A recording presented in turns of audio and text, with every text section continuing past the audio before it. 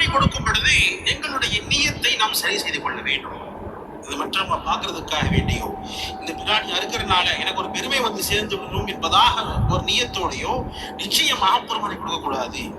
அல்லாஹ் குர்ஆனில் சொல்லும் பொழுது லன் யனால அல்லாஹ் லுஹூமுஹா வலா திமாஉஹா வலாகின் யனாலுஹு தக்வா மின்கும். குர்பானியின் மாமிசங்களோ அவற்றின் உதிரங்களோ அல்லாஹ்வை ஒருபோதும் அடைவதில்லை. ஆனால் உங்களுடைய தக்வா என்னும் பயபக்தி தான் அல்லாஹ்வை அடையும் என்பதாக அல்லாஹ் ஜல்ல ஷானஹு குர்ஆனில் தெளிவாக சொல்லுகிறான். அதாவது குர்பானி கொடுக்கும் பொழுது நம்முடைய எண்ணம் சரியாக இருக்க வேண்டும்.